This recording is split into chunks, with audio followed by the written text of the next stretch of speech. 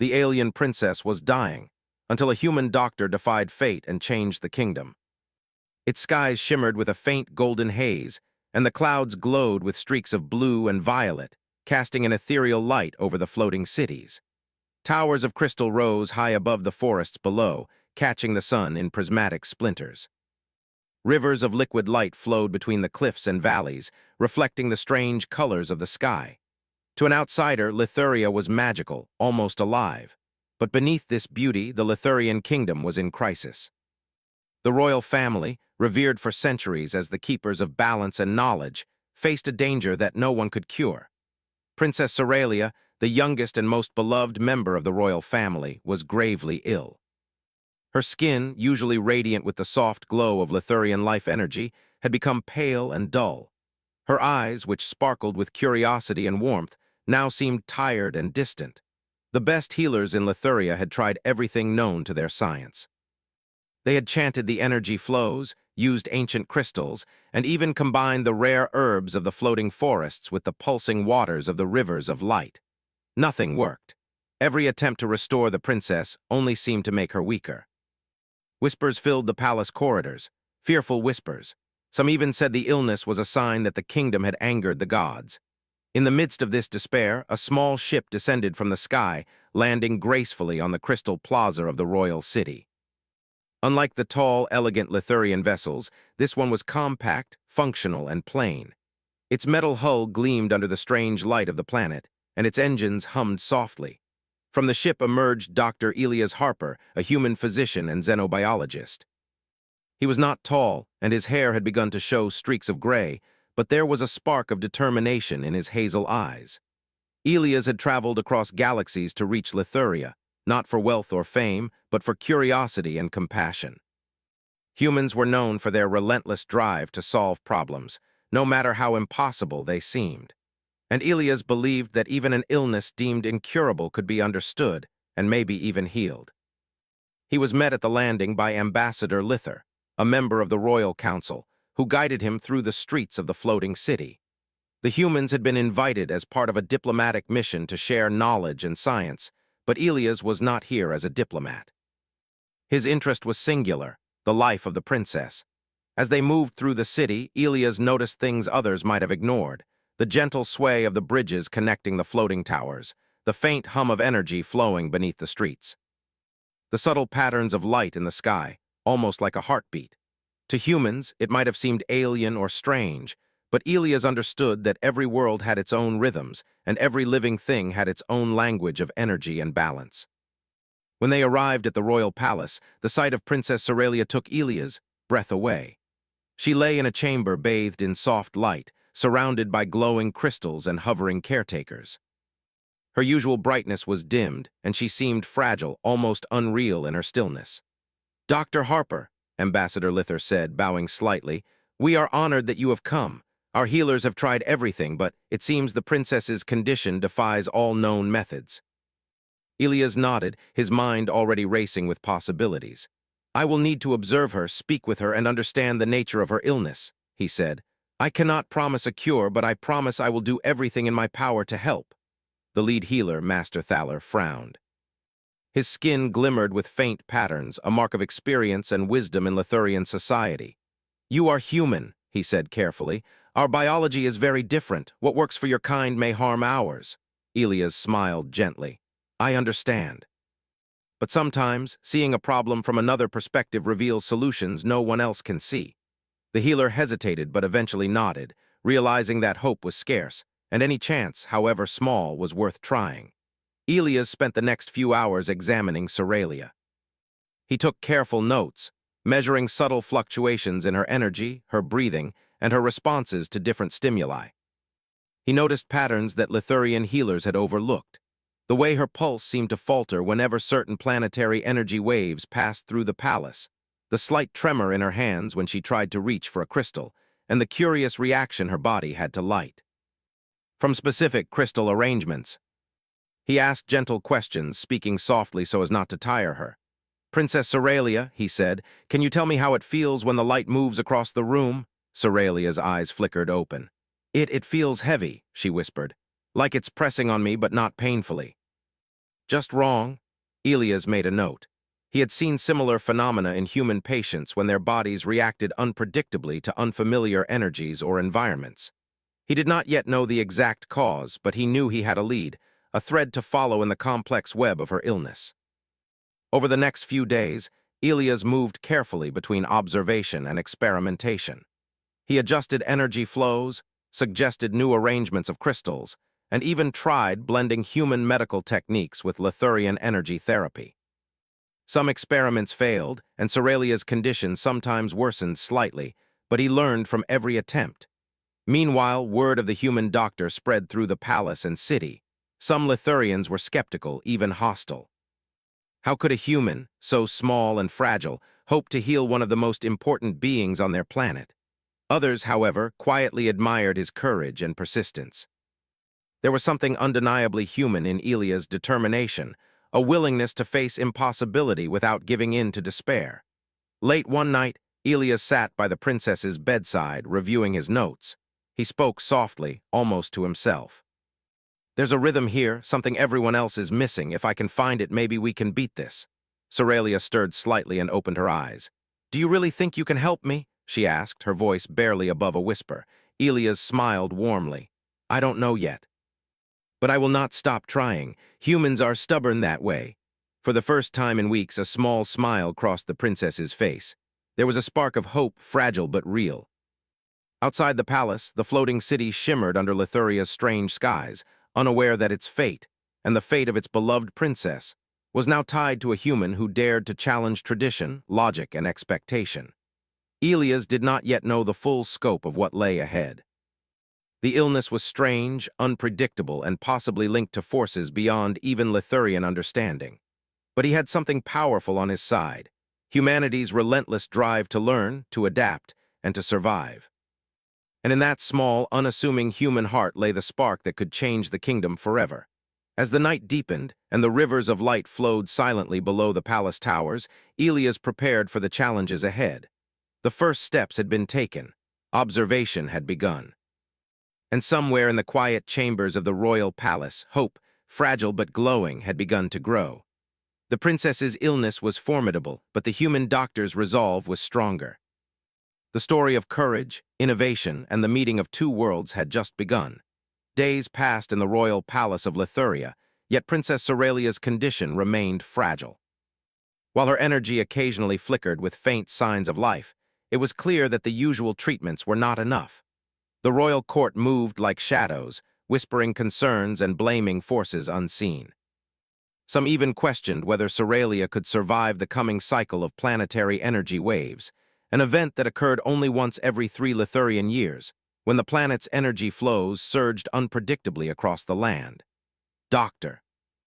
Elias Harper, the human doctor, continued his careful observations. Despite the skepticism and doubt around him, he was determined to learn everything possible. Each day, he would sit by Ceralia's bedside, monitoring subtle changes in her pulse, noting how her body reacted to light, sound, and even the hum of Lithurian crystals. "Your body reacts differently to the crystals than others," he said one morning, watching her attempt to lift her hand. "It is almost as if the energy is resisting you." Ceralia's eyes fluttered open. "I can feel it," she whispered. "It's like the light is heavy in my chest." "But when you touch the crystals, it changes." Elias nodded, feeling a spark of hope. "Exactly. That is what we need to explore. Your body is responding just in ways the healers did not expect, and that could be the key." He had discovered that the princess's illness was tied not just to her body, but to the way her energy interacted with the planet itself. The once celebrated techniques of Lithurian healers were designed for typical energy flows, not the strange patterns affecting Ceralia. Elias realized that to save her, he would need to combine human medical knowledge with Lithurian energy science in ways no one had tried before. But this was easier said than done. The Lithurian healers were wary, some openly criticizing his ideas. Master Thaler, the head healer, had watched him closely and often shook his head in disbelief. "Human methods cannot heal what nature does not allow," Thaler said, his voice echoing in the chamber one afternoon. "You may only bring harm to the princess." Elias met his gaze calmly. I understand your caution, Master Thaler, but sometimes the solution comes from seeing what others cannot. I am not here to replace your knowledge. I am here to complement it. The healer's expression softened slightly, though he remained doubtful. The tension in the room was clear. Elias was breaking tradition, challenging centuries of established methods, and the court was not comfortable with such boldness. Yet somewhere in the corridors, whispers of admiration began to grow. Many Lithurians, particularly younger healers and scholars, began to watch Elias' methods with curiosity, recognizing a spark of ingenuity in his approach. Late at night, when the palace was quiet, Elias would experiment in secret. He adjusted the crystal's positions, altered the flow of energy across Ceralia's chamber, and monitored the subtle changes in her breathing. Every tiny improvement was a victory, every setback a lesson. One evening, after a particularly long day, Elias noticed a faint pulse in the princess's energy, something no Lithurian healer had ever observed. It was almost imperceptible, a rhythmic shimmer beneath her skin, in sync with the distant glow of the planet's energy waves. "This is it," he whispered to himself. "I can feel it, the connection between her body and the planet." He carefully documented the pattern, then made a bold decision. He would attempt a combination of human medicine and Lithurian energy therapy that had never been tried before. It was risky. If he miscalculated, it could worsen her condition. But he knew that bold steps were sometimes necessary when faced with impossible odds. The next morning, he spoke with Ceralia's parents, the king and queen. They were exhausted, fearful, and skeptical, but the human doctor's calm determination inspired a small glimmer of hope. "Your Highnesses," Elias said, "I believe the princess's illness is not random. It is connected to the planet's energy waves. If I can align her energy with these flows, there is a chance she can recover. It will be difficult, and it may take time, but I am confident in this approach." The queen's hands trembled as she held Elias. "Do you really think it will work?" she asked. Elias met her gaze firmly. "I do, and I will not give up." With cautious agreement from the royal family, he began the procedure. He arranged crystals around the princess, creating a precise pattern that reflected the natural energy flows of the planet. Then he applied a human technique adapted for Lithurian physiology, a method of energy stimulation combined with careful observation of her vital signs. The first hour passed with little change. Ceralia's pulse was weak, and her body barely responded. Doubts crept into the minds of everyone watching, including some of the healers who had reluctantly agreed to the experiment. But Elias remained focused. He adjusted the energy flow slightly, tested different light intensities, and encouraged the princess to focus on small movements. Slowly, imperceptibly at first, Ceralia's energy began to respond. Her pulse strengthened, her skin regained a faint glow, and her breathing became more even. The once fading shimmer of life returned to her eyes. The court gasped. Even Master Thaler, who had been openly critical, stepped back in awe. I have never seen such a response," he murmured. Elias allowed himself a small smile, but he knew this was only the beginning. The procedure was delicate, and Ceralia's body remained fragile. He needed more data, more understanding of how her energy interacted with the planet's cycles. Over the following days, Elias continued his careful work. He monitored the princess through multiple energy cycles, observing patterns and adjusting treatments accordingly. Each day brought small improvements, and each improvement inspired hope. Slowly, the fear that had gripped the palace began to fade. Whispers of doubt were replaced with cautious optimism, yet not all were pleased. Some members of the royal council saw Elias' success as a threat. A few feared that if humans could heal the princess, it would diminish the authority of traditional Lithurian healers. Secret meetings were held, and rumors began to circulate about whether Elias' methods were safe or acceptable. Elias, however, paid little attention to politics. His focus was on the princess, on her survival, and on the simple principle that life was worth every effort. He spent hours each day at her bedside, speaking to her, encouraging her to focus on small movements, and observing how her body responded. "Princess Ceralia," he said gently one evening, "your body is stronger than you realize. Every tiny movement, every faint pulse, it is a victory." She smiled weakly. "I can feel it, Dr. Harper. I feel something changing inside me." "Yes," he replied. "Your energy is beginning to resonate with the planet. That is a sign we are on the right path, And soon we may see real recovery. Word of the human doctor's methods spread throughout the city. Scholars and younger healers began to study his work, fascinated by the combination of human medicine and Lithurian energy science. They began to see possibilities they had never imagined, and a new sense of collaboration slowly emerged. Despite these successes, challenges remained. Ceralia's illness was unpredictable. There were days when her energy dipped, when she could barely lift her hand or respond to the crystal's stimulation. Elias faced these setbacks with patience, knowing that progress was rarely linear. He adapted his methods, experimented with new energy alignments, and even designed small devices to measure her vital signs more accurately. One night, as the golden haze of Lithuria's skies deepened into a soft violet, Elias stood by the window of Ceralia's chamber, looking out at the floating city below. He felt a mix of exhaustion and determination. The path ahead was difficult, but he knew that humans had a unique strength, the ability to persist, to adapt, and to find solutions when none seemed possible. And so he continued. Each day brought new discoveries, small victories, and the gradual return of hope. The human doctor, once dismissed as an outsider, was slowly proving that determination, intelligence, and courage could challenge the impossible. For the first time in weeks, the princess smiled freely.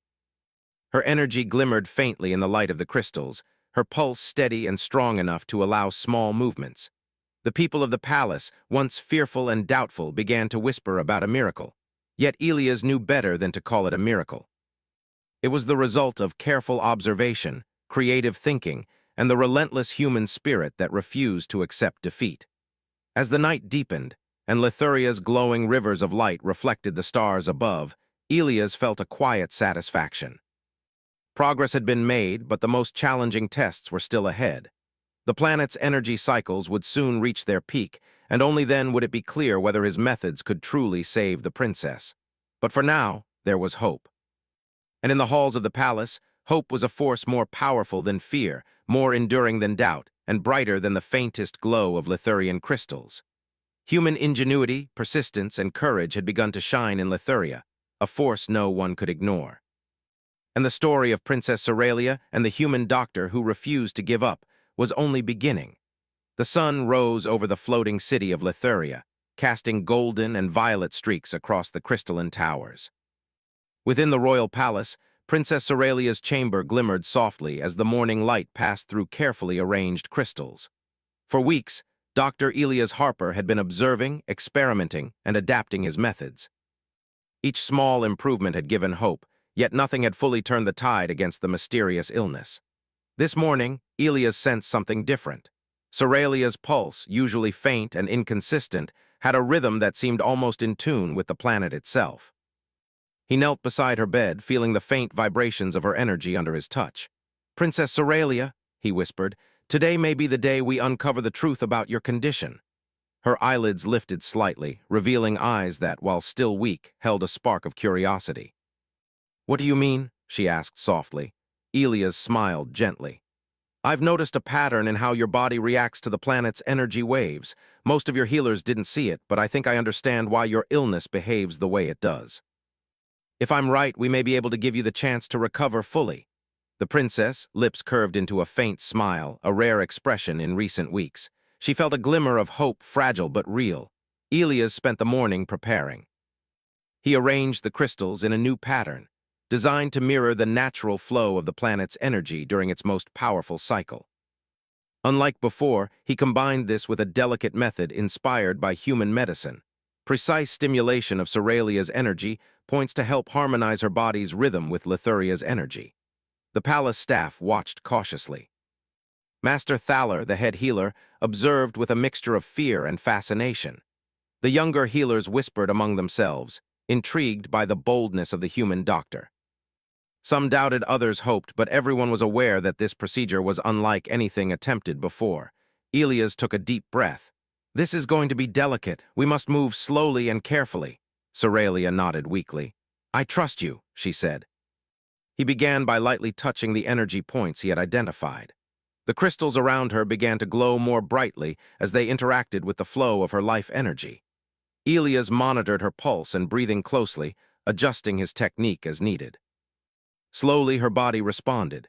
The tremors that had plagued her began to fade, and a faint warmth spread across her skin. Hours passed. At times, progress seemed to halt, and Elias worried that he might have miscalculated.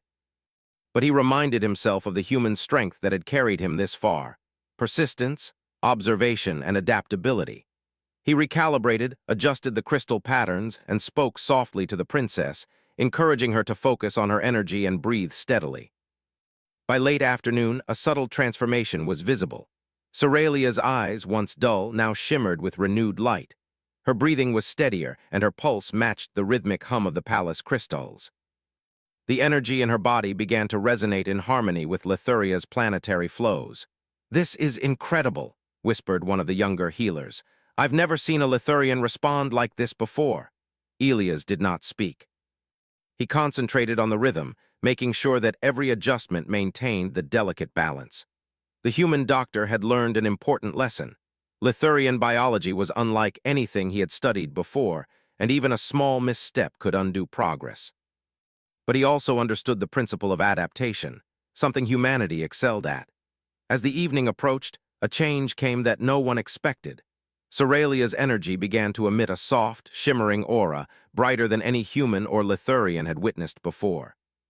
The light spread gently through the room, flowing into the crystals and then outward into the palace halls. Master Thaler gasped. It is responding to the planet itself. I have never seen such resonance." Elias nodded quietly. "Her body is connecting to the energy waves in a way that even your healers could not anticipate. We are witnessing a true breakthrough." The princess stirred, lifting her head slightly. "It feels light," she whispered. "I can feel the energy moving through me, and it doesn't hurt." Elias smiled. "Exactly. That is the alignment I was hoping for. We must continue, but carefully." Word of the unusual light spread quickly through the palace. Courtiers and officials gathered outside the chamber, unsure of what they were witnessing. Some feared it was dangerous, while others could not help but be captivated by the brilliance and beauty of the energy. Even the king and queen, usually reserved and cautious, watched from a distance with growing wonder. The breakthrough was not without challenges. Ceralia's body was still weak, and her energy required constant adjustment. Elias spent hours fine-tuning the alignment, speaking softly to her, monitoring her pulse, and making subtle changes to the crystal's positions. Each time her energy began to fade, he adjusted with precision, refusing to let doubt distract him. "This is amazing," whispered one young healer to another. "A human has done what centuries of Lithurian medicine could not." Elias heard this but did not let it sway him. He knew that healing was not about recognition. It was about understanding, observation, and persistence. He focused on the rhythm of Ceralia's energy and the cycles of the planet, adjusting his approach as needed. Late into the night, Ceralia opened her eyes fully for the first time in weeks. She smiled, faint but genuine. "I feel alive," she said softly. Elia's heart swelled with relief. "You are alive, princess, and we are not finished yet. This is only the beginning of your recovery." Master Thaler approached cautiously. "Dr. Harper, I cannot deny what I see. This is unprecedented. You have done something remarkable." Elias bowed slightly. "Thank you, Master Thaler, but we must remain careful. The energy alignment is delicate, and we still have much to learn." The following days brought continued progress. Ceralia's strength returned slowly but steadily. Each morning, she was able to lift her hands, move slightly in bed, and respond more clearly to the crystal's stimulation. The energy waves that had once threatened her were now part of her healing, and the resonance with the planet grew stronger. The palace atmosphere began to change. Where fear and worry had dominated, now curiosity and admiration took root. The younger healers began to assist Elias, eager to learn his methods and observe the combination of human medicine and Lithurian energy therapy. Even some of the skeptical council members could not ignore the results. Yet Elias remained vigilant. He knew that breakthrough was only part of the journey. The illness was unusual, and while the alignment was strong, it could shift unexpectedly. He spent hours analyzing data, adjusting methods, and teaching Ceralia to focus on her own energy, guiding her to take an active role in her recovery. One evening, as they worked together, Ceralia asked softly, "Dr. Harper, why did you not give up even when others doubted you?" Elias smiled. Humans are stubborn, princess. We do not give up easily. We observe, adapt, and try again. Even when the odds seem impossible, we keep going. And sometimes that determination makes all the difference. Soralia looked thoughtful. I think I understand now. Your strength, it is different from ours, but it helps me. I feel stronger because of it. The breakthrough continued over the next cycle of planetary energy waves. Elias carefully guided the alignment, monitoring Soralia's energy and adjusting the crystal patterns. Each day brought visible improvements. Her skin regained its soft glow, her pulse strengthened, and her eyes shone with life and curiosity once more. By the end of the week, she was able to sit up in bed, supported by soft cushions. The energy in her body radiated outward, interacting with the palace's crystals and even touching the walls with a faint glow. It was a sight both beautiful and awe-inspiring. Elias watched her carefully. You have done wonderfully, princess. But remember, we must continue carefully. Your energy is strong, but it must be guided and protected. Soralia nodded. I will listen to you, Dr. Harper, and I want to help. I want to learn how to control this energy. The human doctor smiled. Teaching her would be the next step, helping the princess not just survive, but thrive. This was the moment he had worked toward, seeing human ingenuity and determination not only saving a life, but empowering another being to take control of their own destiny. Even the skeptical council could no longer deny what had happened. Elia's methods had achieved something that seemed impossible. For the first time in centuries, a human had not only intervened, but had changed the course of a Lithurian life, and possibly the kingdom itself. The breakthrough against the odds was real. The princess was no longer fading, no longer weak. She was alive, her energy resonating with the planet, and she was beginning to understand the power within her. Elias allowed himself a small sigh of relief. But he knew the journey was far from over. There would be more challenges, more adjustments, and more lessons to learn. Yet in that moment, as the palace glimmered under the glowing rivers of light, he understood the truth. Human courage, intelligence, and persistence could indeed change fate. The princess had survived against all expectations. The human doctor had proven that impossible problems could be solved with observation, creativity, and relentless effort. And in Lithuria, a quiet revolution was beginning, a revolution of knowledge, collaboration, and hope. For Elias and Princess Soralia, the story was only halfway complete. But the breakthrough had set the stage for something extraordinary. A future where humans and Lithurians could learn from each other, face challenges together, and achieve what neither could do alone. The night fell over the floating city, painting the sky in violet and gold. In her chamber, the princess rested comfortably, her energy vibrant and stable for the first time in weeks. Outside, the city shimmered under the gentle glow of Lithuria's light. Human ingenuity had triumphed against impossible odds. And for the first time, the kingdom could imagine a future filled not with fear, but with hope. The palace of Lithuria was alive with movement, a stark contrast to the quiet despair that had once filled its halls. Word of Princess Soralia's recovery had spread quickly, and the entire city buzzed with curiosity and hope. Citizens, healers, and scholars alike spoke of the human doctor who had dared to challenge tradition and, against all odds, brought life back to the princess. For Dr. Elias Harper, the situation was still delicate. Soralia was recovering, yes, but her body and energy required careful guidance. The breakthrough had been significant, yet the real challenge now was ensuring that her strength remained steady and that she could fully integrate her renewed energy with the rhythms of the planet. Elias worked early and late, teaching the princess to focus on her energy, guiding her in exercises that combined Lithurian energy therapy with human techniques adapted for her unique physiology. Each day, Soralia grew stronger, more confident, and more aware of the control she could exert over her own body. I feel powerful, she admitted one morning, lifting her arms and letting energy flow through her fingertips. It is not like before. I can feel it moving and I can guide it. Elias smiled. That is exactly what I wanted. You are learning not just to survive, but to thrive. This is the true purpose of the work we have done together. Outside the chamber, the royal court faced a transformation of its own. The council members who had once doubted Elias now found themselves marveling at the results. Some spoke quietly of revising Lithurian healing methods, while others debated the role humans could play in their society. Master Thaler, who had been the most critical at first, approached Elias one afternoon. "Dr. Harper," he said cautiously, "your methods, they have changed my understanding of energy therapy. You have done what I thought impossible. I wish to learn from you." Elias inclined his head respectfully. "I am happy to share what I know, Master Thaler. Knowledge grows stronger when it is shared." The younger healers had already begun observing Elias work closely, asking questions, taking notes, and experimenting under his guidance. A quiet revolution was underway within the palace, as curiosity and collaboration replaced fear and rigidity. Meanwhile, Princess Ceralia's recovery became a symbol of hope throughout Lithuria. Citizens flocked to see her, to hear the story of how a human had saved the princess and taught them a new way to approach healing and science. For the first time in generations, the people of the floating cities felt that they could overcome challenges that had once seemed insurmountable. Yet not everyone welcomed the change. A faction of the council feared that human influence would undermine traditional authority. They whispered that relying on outsiders could weaken the kingdom, and they plotted to question Elias' presence and his methods. Elias was aware of the murmurs but chose to focus on what truly mattered, the princess and her recovery.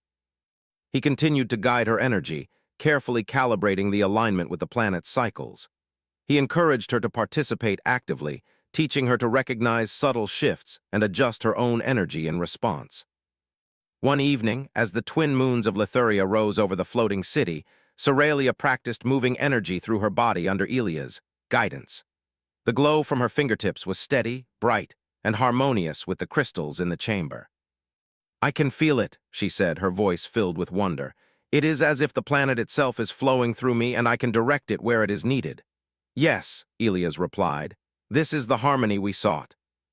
You are not just healed, you are becoming part of the energy of Lithuria itself." Outside, the city reflected the transformation. Crystals along the bridges and towers glowed in response to Ceralia's energy, and citizens noticed a subtle warmth spreading through the air.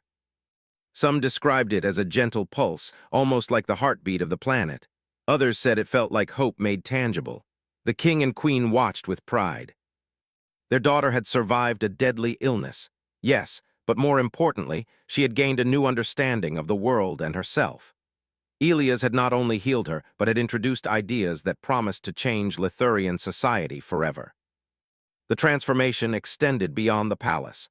Inspired by Elias' methods, healers in other parts of the kingdom began experimenting with human techniques adapted to Lithurian energy flows. Scholars debated theories, young students practiced under careful supervision, and the city itself seemed to hum with a newfound vitality. Yet the journey was not without danger. As Ceralia's energy strengthened, subtle imbalances sometimes appeared. Elias monitored these closely, adjusting the alignment and guiding her through exercises to maintain stability. There were moments of tension, when her pulse faltered or the crystal's glow flickered unpredictably, but Elias' calm determination steadied both the princess and the court. One day, a council member approached Elias with a challenge. "Doctor Harper, what if your methods fail in the future? What if we rely too heavily on humans and the balance of the kingdom is disrupted?" Elias considered the question carefully. "No system is perfect," he replied. "But the goal is not to replace Lithurian knowledge, it is to expand it. Collaboration, observation, and learning from each other make the kingdom stronger, not weaker. Humans do not have all the answers, but we can offer new perspectives.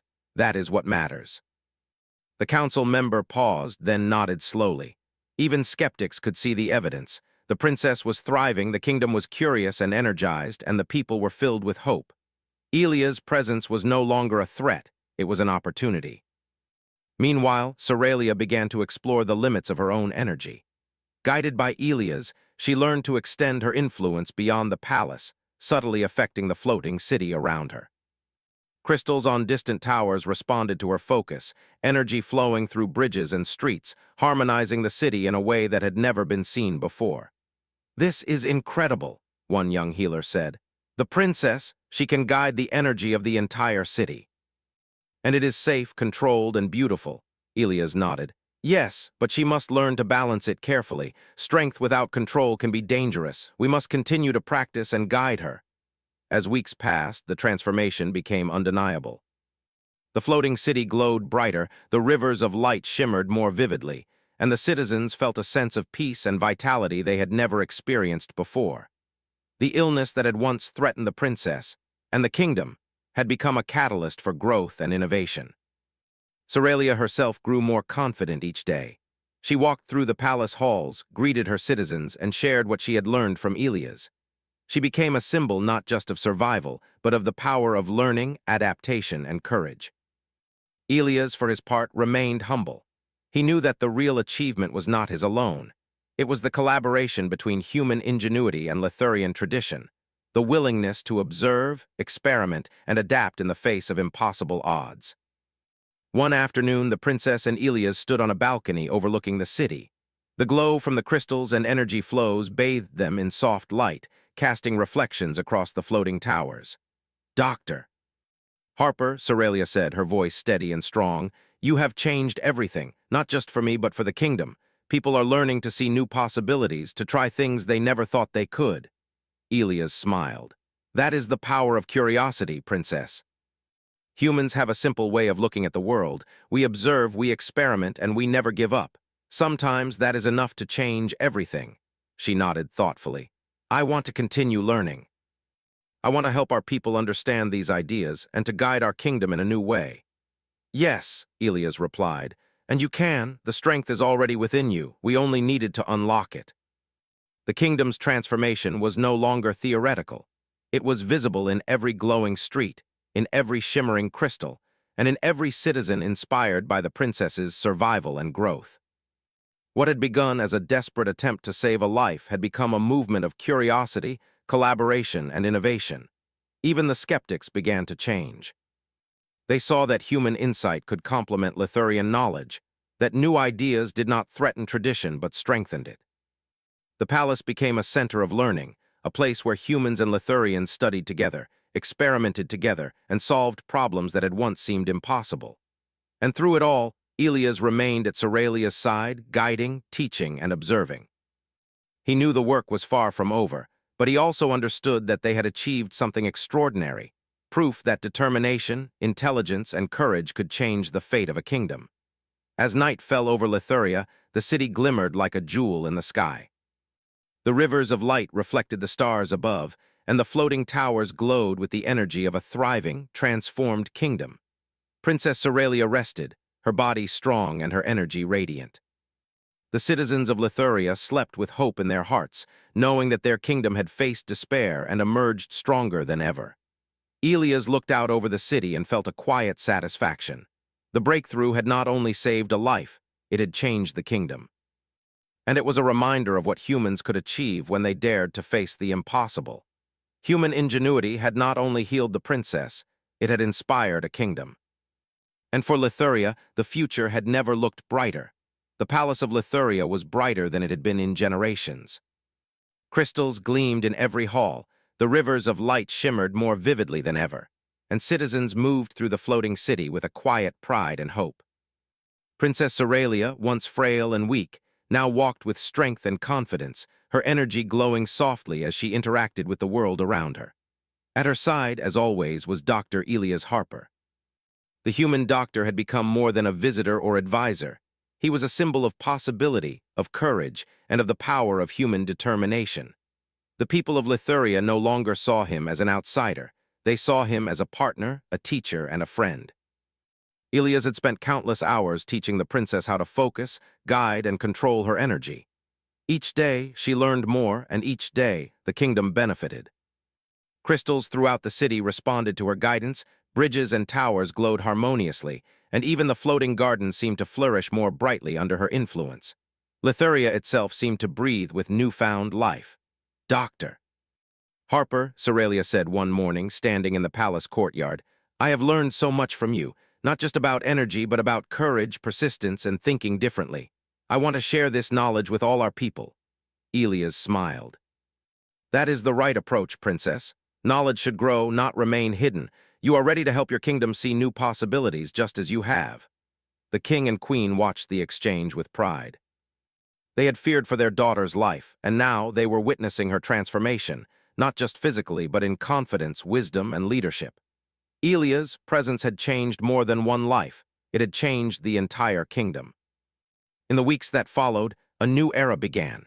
Scholars, healers, and students gathered in the palace to learn from Elias and Soralia. Workshops were created where humans and Lithurians collaborated, studying energy flows, experimenting with new techniques, and solving challenges that had once seemed impossible. The city itself began to change. Citizens adapted human methods of problem-solving to their own culture. Bridges were reinforced using new techniques, the energy systems were optimized, and schools of learning thrived like never before. It was a renaissance born from curiosity, courage, and cooperation. Yet not everyone welcomed these changes at first. Some traditionalists worried that Lithurian identity would be lost if human methods were used too freely. But even these skeptics could not deny the evidence. The princess was thriving, the city was brighter and stronger, and the citizens were happier and healthier.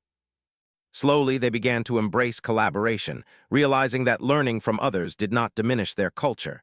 It enriched it. One afternoon, Elias and Soralia walked through the floating gardens. The energy flows of the city pulsed gently beneath their feet, responding to the princess's subtle guidance. Flowers glimmered in vibrant colors, fountains of light danced in the air, and the citizens below moved about with a sense of calm and purpose. "Do you see it?" Soralia asked, her eyes shining. "This city, it feels alive, almost like it's smiling, and it's because of what we've done together." Elias nodded. "Yes, princess, this is the result of courage, determination, and curiosity. Humans have a saying, when one persists, the impossible becomes possible. You have shown the same spirit, and now the kingdom benefits." The princess paused, looking thoughtful. "I want to do more, not just for the palace, but for every city, every village, every floating island. I want to teach what I have learned. I want Lithuria to grow stronger than ever before." Elias smiled. "And you can. With patience and care, knowledge can spread. And the more people learn, the stronger the kingdom becomes. That is the real legacy of what we've done." The next weeks were busy. Soralia began holding lessons for healers, teachers, and students across the kingdom. Elias guided these sessions, showing how human observation, experimentation, and adaptation could complement Lithurian energy techniques. Citizens learned to think differently, to experiment safely, and to value the power of persistence. Stories of Elias' ingenuity spread beyond the palace. Humans and Lithurians in distant parts of the galaxy heard of the doctor who had defied tradition to save a princess. Scholars debated his methods, students studied his techniques, and leaders saw the example of collaboration and courage as a model for progress. Even the natural rhythms of Lithuria seemed to respond. Energy cycles flowed more predictably, and the once unreliable planetary waves now resonated harmoniously with the city's systems.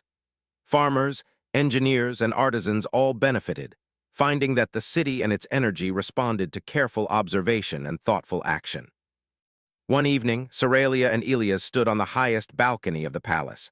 Below them, the city glowed in the soft light of the twin moons. Citizens moved through glowing streets, bridges shimmered, and the floating gardens sparkled in harmony. The air itself seemed alive with energy and hope.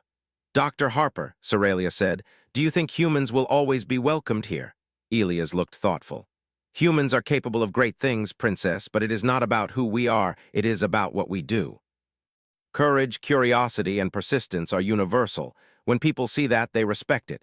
Your kingdom has seen that too, and I believe humans can be trusted as partners, not outsiders." The princess smiled. "Then we have done something greater than healing. We have shown that learning, collaboration, and courage can change the future." "Yes," Elias said, "and that is the real legacy, not just one life saved, but a kingdom transformed." The next morning, the palace held a ceremony to celebrate the recovery of Princess Soralia and the transformation of the kingdom. Citizens gathered, their faces bright with hope and pride. Soralia stood before them, her energy glowing gently, a symbol of resilience and growth. Elias stood beside her, quietly observing the impact of his work. The king spoke to the crowd. "Today, we celebrate not just the survival of our beloved princess, but the courage and ingenuity of one who came from far away to help us. Dr. Elias Harper has shown that persistence, intelligence, and compassion can achieve what was once thought impossible." The crowd erupted in cheers, and even the most skeptical council members nodded in acknowledgement. Elia's presence had changed the kingdom, and now it was recognized openly and proudly. Soralia addressed the citizens next. We have learned a powerful lesson, that knowledge and courage can transform not only one life but an entire kingdom. Let us continue to learn, experiment, and grow together, humans and Lithurians alike. Together, we can face any challenge and create a future filled with hope. Applause filled the city. For the first time in generations, the people of Lithuria felt united, empowered, and inspired. They had witnessed the impossible, and they knew that nothing was truly beyond their reach if they worked together. In the following months, Elias continued his work, but his role began to shift. No longer simply a doctor, he became a teacher, a mentor, and a symbol of human ingenuity. Lithurian healers adopted and adapted his methods, integrating human techniques with their own energy therapies. Schools were established, combining Lithurian energy study with human science and experimentation. Princess Soralia, now fully recovered, took an active role in guiding the kingdom. She traveled between cities, teaching citizens how to harmonize energy, think creatively, and solve problems. Under her guidance, Lithuria grew more resilient, innovative, and vibrant than ever before.